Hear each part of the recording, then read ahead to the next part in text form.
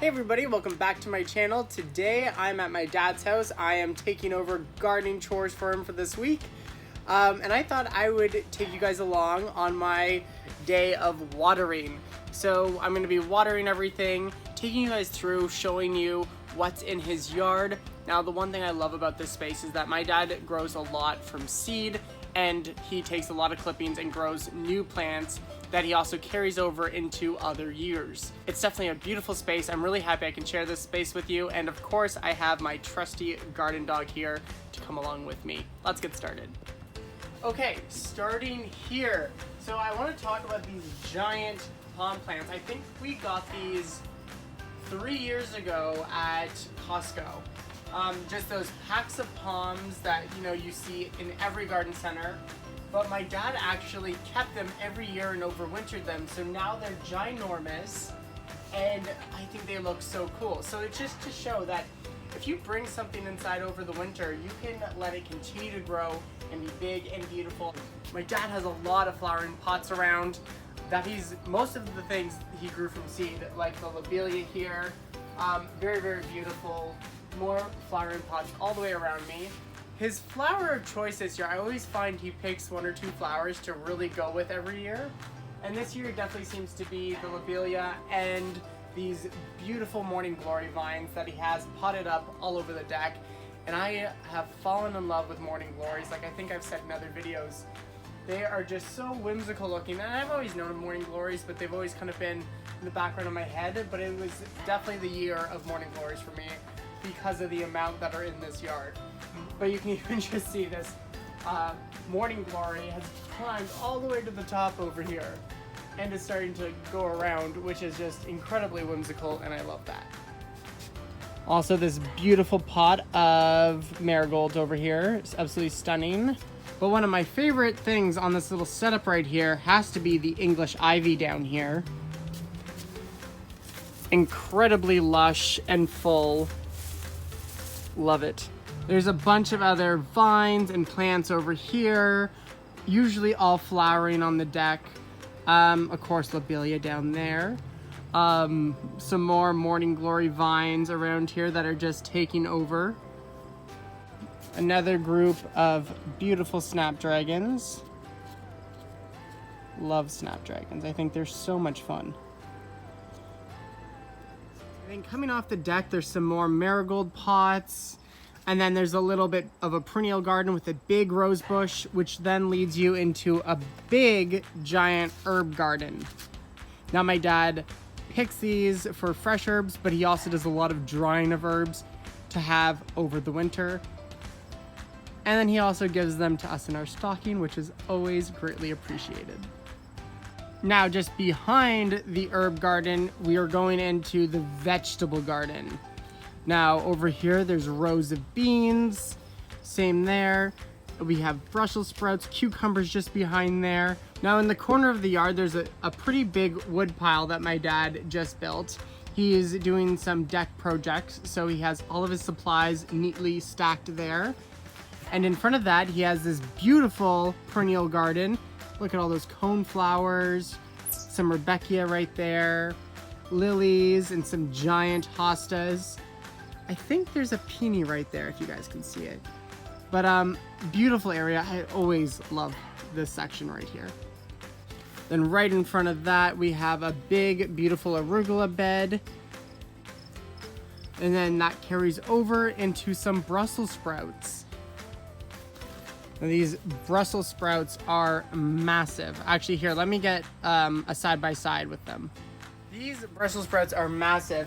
And if you don't know how Brussels sprouts grow, they actually grow along the stem all the way down here, and they just come out as little balls above each leaf. And I didn't know that until I think 2 years ago, and I thought that was the coolest thing. So definitely cool to know how things grow and how you can harvest them. Over here we have some rows of jalapeno peppers. And there are the cucumbers plants. I believe those are Lebanese cucumbers. Let me see if there's any ready.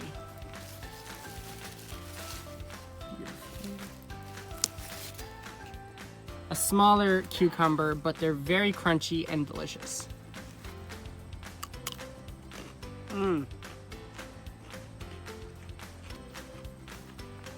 That's actually a really good cucumber. I'll quickly introduce you guys to Pool Party Pete, little garden gnome in my dad's garden. Along here we have a row of tomatoes. There's Daniel with Hal. Don't know if you guys can see them. I think we're inside the sunlight. But lots of beautiful tomatoes I'll have to pick today. Some over there, a little saladette size. I'm also going to have to harvest peas today because I am noticing quite a few on these plants. There's one right there. Yeah, I'm definitely gonna have to come in here and harvest quite a few of these because these are actually loaded. Ooh, that's a big one. I know what I'm having for dinner tonight. And then through the back fence, there are some beautiful clematises on each side. This one was filled. Oh my goodness, you can see all of the seed heads on it, but it's already still got flowers, but it's beautiful and it was absolutely covered like a little wave of purple right here. Then just through the fence, there's a few other gardens over here. Right here is a root vegetable garden. I believe there's carrots, beets, and there was probably radishes right here. And this bed he has rows of eggplant. Now these ones have been going a little bit slower. We've had a much colder season this year, so they haven't bushed up as well as they usually do. We have some Romas there. And over there is our Florida weave and all of the tomatoes that I grew. And they're doing pretty well. We'll take a look at those in just a minute.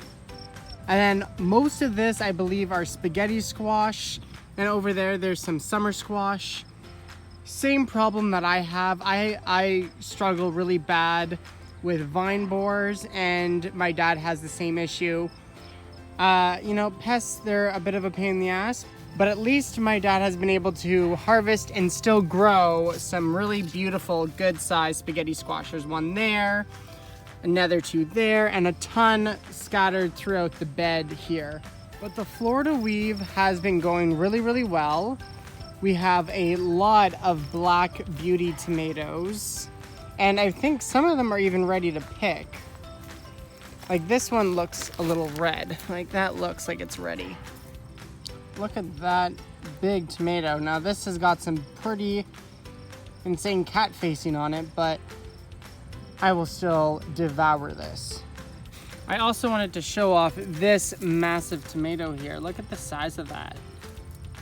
Now hopefully no pests get to this before I do, because I would love to weigh this and see how much it weighs by the time it ripens up. Never mind, this one's much bigger. Okay, so I'm just gonna quickly go around, water everything, and harvest, and I think I'll put everything on the table and just do a quick conclusion of how much I harvested, just to show you guys, because I think I'm gonna have quite a bit today. Everything's watered, everything looks beautiful and saturated, but it is a hot day, and I believe that the heat might be getting to Daniel and Hallie. They're both just kind of wiped out.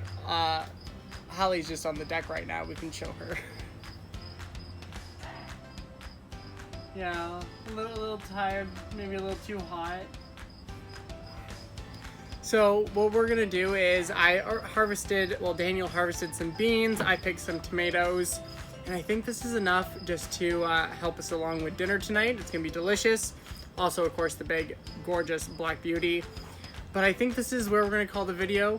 Thank you guys for watching. I hope you enjoyed my dad's garden. He, every year he adds to it and makes it, his own and perfects it more and more every year.